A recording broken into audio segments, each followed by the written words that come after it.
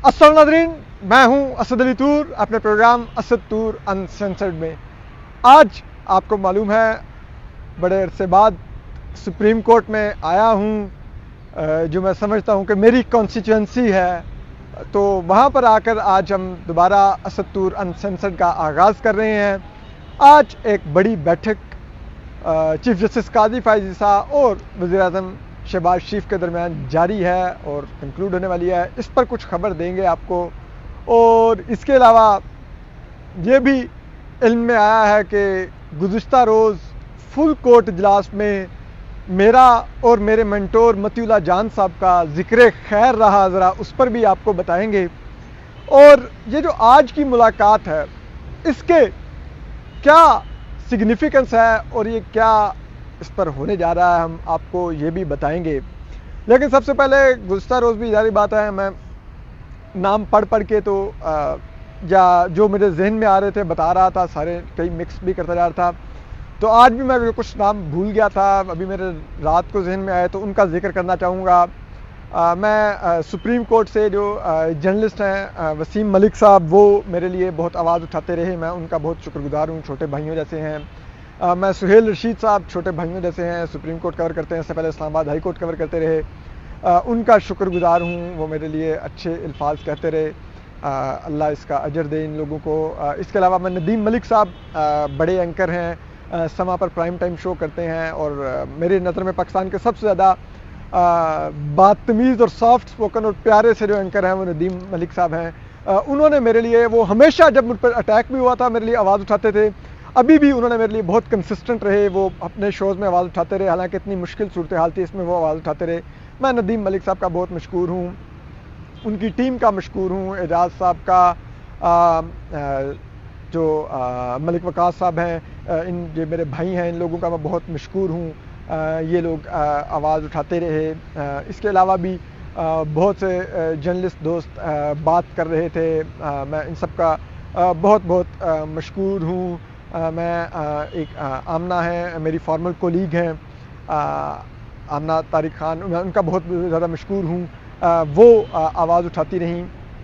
तो मैं इस तरह बहुत से और भी कई नाम हैं, अभी मेरे जहन में आए तो उनका भी शुक्र अदा करूँगा। लेकिन अब ज़रा आते हैं इस मीटिंग के ऊपर। आपको मालूम है कि चीफ जस्टिस काजी फ़ाइज़ ईसा को और सुप्रीम जुडिशल काउंसिल को गुज़िश्ता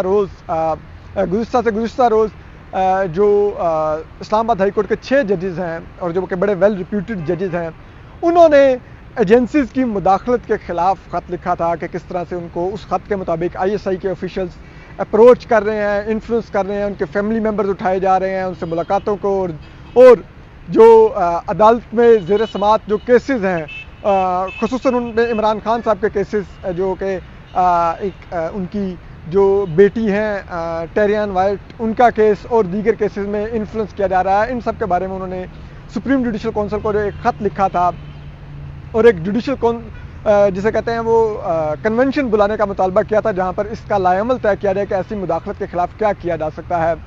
तो उस पर गुज़िश्ता रोज़ चीफ जस्टिस काजी फ़ाइज़ ईसा ने अटॉर्नी जनरल मंसूर उस्मान अवान और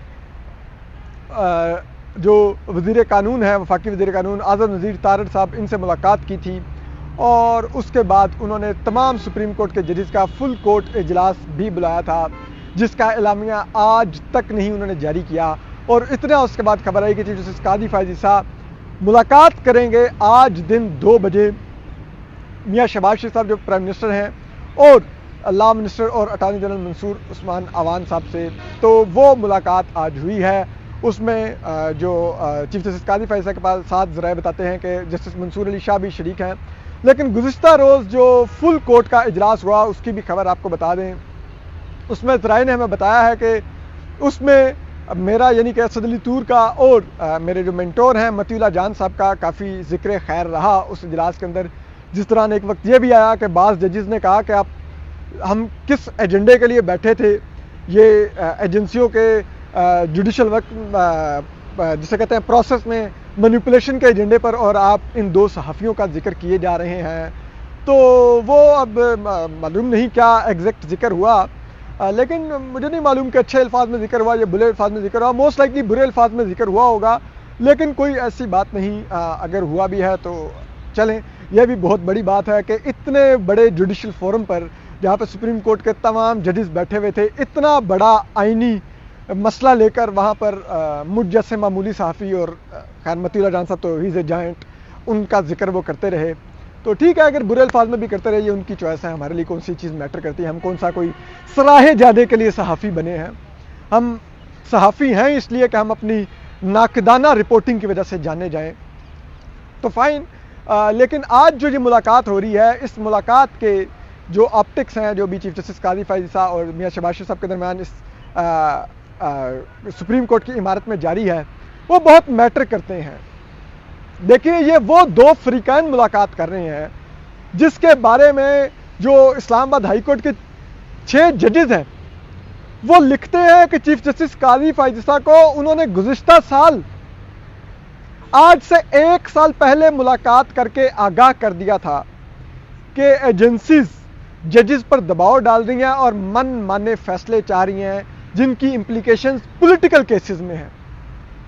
اور وہ 1 سال پہلے جب 2023 میں یہ کام شروع ہوا اسلام آباد ہائی کورٹ پر دباؤ ڈالنے کا، ججز پر دباؤ ڈالنے کا، جو مبینہ طور پر اکارڈنگ ٹو دیٹ لیٹر، اس وقت وزیر اعظم کون تھے؟ میاں شہباز شریف صاحب. وزیر اعظم میاں شہباز شریف صاحب کے انڈر ایجنسیز آتی ہیں.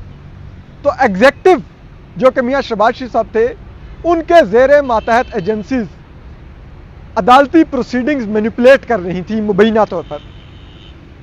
تو اب سوچئے کہ چیف جسٹس قاضی فائز عیسیٰ بھی اس لحاظ سے ایک فریق ہیں اس کیس کے اندر. جو الزامات اسلام آباد ہائی کورٹ کے 6 ججز نے سنگین ترین الزامات لگائے ہیں، اور میاں شہباز شریف صاحب بھی اس وقت بھی پرائم منسٹر تھے، یعنی کہ وہ بھی ایک فریق ہیں.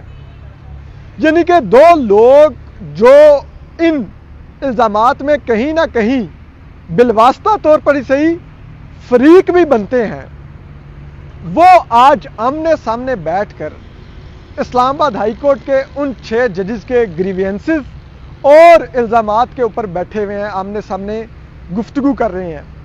کیا یہ ہونا چاہیے تھا؟ کیا یہ اچھے آپٹکس ہیں؟ آپ خود فیصلہ کیجئے. اور جبکہ پاکستان کی تمام بار کونسلز نے، سوائے اس کے کہ پنجاب بار کونسل کے تمام بار کونسلز نے اس معاملے پر انکوائری کا مطالبہ کیا ہے اور اسلام آباد ہائی کورٹ کے 6 ججز کو سپورٹ کیا ہے، اور انہوں نے انکوائری میں، پاکستان بار کونسل نے انکوائری میں ڈیمانڈ کی ہے کہ سپریم جوڈیشل کونسل میں بیٹھے ہوئے ججز اس انکوائری کمیٹی یا کمیشن کا حصہ نہیں ہوں گے. اس کے علاوہ 3 سپریم کورٹ کے سینئر ترین ججز اس انکوائری کمیٹی کا حصہ ہوں گے، یعنی کہ جسٹس یحییٰ آفریدی، جسٹس امین الدین خان اور جسٹس جمال خان مندوخیل، یعنی کہ 3 معزز جج صاحبان، جن میں سے ایک کا تعلق کے پی سے ہے جسٹس یحییٰ آفریدی، ایک کا تعلق پنجاب سے ہے جسٹس امین الدین خان، اور ایک کا تعلق بلوچستان سے ہے جسٹس جمال خان مندوخیل. وہ ان الزامات کی انکوائری کریں. یہ پاکستان کی بارز مطالبہ کر رہی ہیں. ٹھیک ہے، تو بجائے اس کے کہ ایسی کوئی انکوائری انیشیٹ کی جاتی جس سے چیف جسٹس قاضی فائز عیسیٰ اور جسٹس جو چیف جسٹس اسلام آباد ہائی کورٹ ہیں معزز جسٹس عامر فاروق، وہ خود کو ڈسٹنس پر رکھتے ہیں کیونکہ اب وہ بھی ایک لحاظ سے بالواسطہ طور پر اس کے فریق بن گئے تھے. یہ کرنے کی بجائے وہ خود ایگزیکٹو کو لے کے بیٹھ گئے ہیں اور اس سے بات چیت کر رہے ہیں. کیا یہ اچھے آپٹکس ہیں؟ یہ بہت ہی میرے نظر سے بہت ہی قابل اعتراض جو آپٹکس ہیں جو دیے جا رہے ہیں.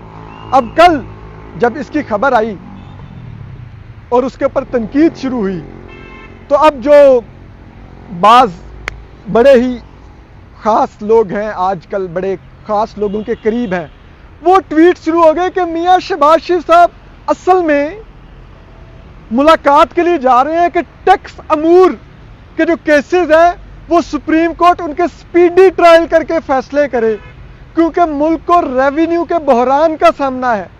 بھائی یہ پیغام تو اٹارنی جنرل آف پاکستان منصور عثمان عوان جا کر چیف جسٹس قاضی فائز عیسیٰ سے ملاقات کر کے کنوے کر سکتے تھے کہ ایگزیکٹو کی یہ خواہش ہے کہ سپیڈی ٹرائل کر کے ڈیسائیڈ کیے جائیں ٹیکس سے ریلیٹڈ امور. اس کے لیے پرائم منسٹر کو ایک ایسے کی وقت میں جانے کی کیوں ضرورت تھی؟ اور ایسے کی وقت میں چیف جسٹس قاضی فائز عیسیٰ کو ان سے اس ملاقات کی بھی کیوں ضرورت تھی؟ وہ نہیں جانتے تھے ملک میں ایک اتنا بڑا بحران پیدا ہو گیا ہے، اتنے سنگین الزامات لگائے گئے ہیں، اور ان الزامات کے ہوتے ہوئے آپ ایگزیکٹو سے یہ ملاقات کر رہے ہیں۔ اب اگر بالفرض اس میٹنگ سے ایک اعلامیہ جاری ہو اور اس میں اگر کوئی انکوائری کمیشن بنانے یا انکوائری کمیٹی بنانے کا کہہ بھی دیا جائے، تو اس کا مطلب یہ ہوگا کہ جو اس وقت بحران پیدا ہوا ہے اس کے اوپر مٹی ڈالی جائے، ٹائم ڈیلے کیا جائے تاکہ جو پریشر بنا ہے، جو نیوز باہر آئی ہے، وہ آہستہ آہستہ کل ہو جائے نیوز سائیکل کے اندر۔ کیوں؟ کیونکہ یہ پرانا ٹیکٹک ہے۔ کمیٹی اور کمیشن کا مطلب یہ ہوتا ہے کہ ایشو کو کارپیٹ کے نیچے ڈال دیا جائے، ٹھیک ہے؟ آپ دیکھیے نا، اتنے سنگین الزامات ہیں اور ان الزامات کو کوٹ کیا گیا ہے کہ کس جج کے گھر سے کیمرے نکلے، کس جج کے گھر سے ڈیوائسز نکلی، کس جج کے رشتہ دار کو اٹھا کے کرنٹ لگایا گیا، کس کے ساتھ کیا ہوا۔ آپ کو پتہ ہے محترمہ بینظیر بھٹو شہید کی 96 میں جب گورنمنٹ برطرف کی گئی تو اس میں ایک الزام ان کی گورنمنٹ پر یہ بھی تھا کہ وہ ججز کے ٹیلی فون ٹیپ کرتے تھے اور جاسوسی کرتی تھی۔ اب ججز کے گھروں سے کیمرے برآمد ہوئے ہیں، بیڈ روموں میں لگے ہوئے کیمرے برآمد ہوئے ہیں جس میں ان کی اپنی فیملی کے ساتھ نجی لمحات کی ویڈیوز ریکارڈ کی گئی ہیں، ٹھیک ہے؟ اور جس ایگزیکٹو کے انڈر یہ سب کچھ ہوا ہے وہ ایگزیکٹو ججز سے ملاقات کر رہے ہیں، اور ججز بھی کسی عام جج سے نہیں، پاکستان کے منصف اعلیٰ، پاکستان کے قاضی القضاء، chief justice of Pakistan justice Qazi Faez عیسیٰ سے یہ ملاقات ہو رہی ہے۔ اب سوچئے نا، اس کے بعد کیا پاکستان کی عدلیہ پر ایک عام آدمی کا اعتماد بحال ہوگا یا مزید وہ اعتماد کو ٹھیس پہنچے گی؟ کہ جس معاملے پر ہیڈز شوڈ رول، جس معاملے پر برطرفیاں ہونی چاہیے تھیں، سزائیں ہونی چاہیے تھیں، اس مسئلے پر ملاقاتیں ہو رہی ہیں، اس مسئلے پر ایشو کو فریقین جو اس مسئلے سے اب جڑے ہوئے ہیں وہ آپس میں بیٹھ کے سلیم اللہ کلیم اللہ ڈیسائیڈ کر رہے ہیں۔ تو یہ ایک ایسے آپٹکس ہیں جس کے دور رس اثرات ہوں گے، اور میں پھر یہ کہوں گا کہ وہ ہم سنتے ہوتے ہیں وہ شعر بڑا مشہور، شریک جرم نہ ہوتے تو مخبری کرتے، ہمیں خبر تھی لٹیروں کے سب ٹھکانے کی۔ میرے جیسا معمولی صحافی، مطیع اللہ جان صاحب جیسے بڑے صحافی، حامد میر صاحب جیسے بڑے صحافی، شاہ زیب خانزادہ صاحب جیسے بڑے صحافی، شہزاد اقبال صاحب جیسے بڑے صحافی، ندیم ملک صاحب جیسے بڑے صحافی، منیزہ جہانگیر صاحبہ جیسی بڑی صحافی، عارفہ نور صاحبہ جیسی بڑی صحافی، کاشف عباسی جیسے بڑے صحافی، ماریہ میمن جیسی بڑی صحافی، لائک یو کین نیم، عباس ناصر صاحب جیسے بڑے صحافی، نصرت جاوید صاحب جیسے بڑے صحافی ان انتخابات کی ساکھ پر سوال اٹھا رہے تھے، کہہ رہے تھے کہ ان انتخابات میں جس انداز میں یہ انتخابات ہوئے ہیں واضح طور پہ پیٹرن نظر آ رہا ہے کہ بڑے پیمانے پر دھاندلی کی گئی ہے۔ یہ سب بڑے صحافی واضح طور پر سوالات اٹھا رہے تھے کہ جس انداز میں پچھلے کچھ عرصے میں سیاسی کیسوں کا فیصلہ ہوا ہے، ان فیصلوں میں واضح طور پر جانبداری اور مبینہ طور پر مداخلت نظر آ رہی ہے، جس طرح سے رات گئے تک ٹرائل ہوتے گئے، ٹھیک ہے، جس کا اظہار اسلام آباد ہائی کورٹ کے ججز نے بھی اپنے خط میں لکھا، جو سپریم جوڈیشل کونسل نے لکھا کہ کورٹ ٹائمنگ 8 سے 3:30 بجے دن تک ہوتی ہے۔ یہ کہاں رات کے 12 2 3 بجے تک ٹرائل ہوتے رہے، اور کون کرواتا یہ رہا یہ ٹرائل، ٹھیک ہے؟ تو بجائے اس پر کہ پاکستان کی اعلیٰ عدلیہ کے بڑے بڑے منصفوں کی آنکھیں کھلتی اور وہ بلا کے پوچھتے کہ یہ کیا کر رہے ہو. وہ آنکھیں بند کر کے بیٹھے رہے، بلکہ الٹا مجھ جیسے معمولی صحافی کو جیل میں ڈلوا دیا گیا فریولس چارجز پر، جس میں بعد میں خود اس عدالت میں اعتراف کیا گیا اٹارنی جنرل صاحب کی طرف سے کہ وہ سیکشنز بنتی نہیں تھیں. موزی چیف جسٹس قاضی فائزیسا نے بھی کہا کہ یہ تو ایف آئی آر ہی نہیں بنتی تھی، ہمارے کندھے پر رکھ کر بندوق چلا دی گئی. لیکن یہ تو سوچئے کس بات کی وجہ سے نشانہ بنایا گیا. وہ وہی بات تھی جو الٹیمیٹلی اسلام آباد ہائی کورٹ کے ججز نے اپنے خط میں لکھ دی. تو وہ احمد فراز نے کہا تھا کہ آج ہم دار پہ وارے گئے جن باتوں پہ، کیا جب کل وہ زمانے کو نصابوں میں ملے. تو مجھے تو لگتا تھا کہ شاید جو میرے ساتھ ہو رہا ہے کئی سالوں بعد کوئی ہسٹورین لکھے گا کہ اصل میں جو وہ یہ کہہ رہا تھا درستی کہہ رہا تھا. لیکن وہ کئی سالوں کا انتظار نہیں کرنا پڑا. اسلام آباد ہائی کورٹ کے ججز نے وہ سب کچھ کھول کے رکھ دیا کہ کیا ہو رہا ہے، اس ملک کے ساتھ کیا کیا جا رہا ہے. یعنی کہ آپ اندازہ دیکھیے نا کہ آج دلیری یہاں پر پہنچ گئی ہے کہ سابق چیف جسٹس عمر بندیال صاحب کی کورٹ میں اٹارنی جنرل منصور عثمان اوان صاحب نے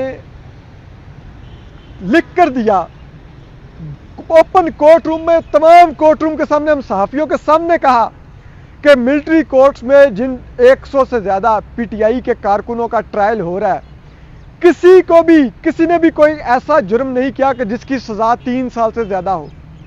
تو کئی کی بریت ہو جائے گی اور زیادہ سے زیادہ سزا ہوگی تو 3 سال کی سزا ہوگی. لیکن آج ملٹری کورٹس کے ٹرائل میں ہی وہی اٹارنی جنرل منصور عثمان اوان جب نئے بینچ کے سامنے کھڑے ہوتے ہیں تو کہتے ہیں کہ 3 سال سے زیادہ کی بھی سزائیں ہو سکتی ہیں ان ملزمان کو ملٹری کورٹ سے. آج ان کو یہ دلیری کیسے حاصل ہوئی کہ وہ اپنی بات سے پھر جائیں اور وہ اس بینچ کے سامنے دلیری سے کہیں نہیں اب تو سزائیں زیادہ بھی ہم دیں گے. سپریم کورٹ کو دی ہوئی کمٹمنٹ کوئی مذاق نہیں ہوتی، اور یہ کسی ایک جج کو دی ہوئی کمٹمنٹ نہیں ہوتی، یہ ایک ادارے سے کی گئی کمٹمنٹ ہوتی ہے. اس سے پھرنے کا اٹارنی جنرل کو، وفاق کے نمائندے کو یہ حوصلہ کہاں سے ہوا؟ کیوں ان کو پتا تھا کہ وہ اس کمٹمنٹ سے پھریں گے بھی تو سپریم کورٹ کو کوئی فرق نہیں پڑے گا؟ یہ باتیں سوچنے کی ہیں نا.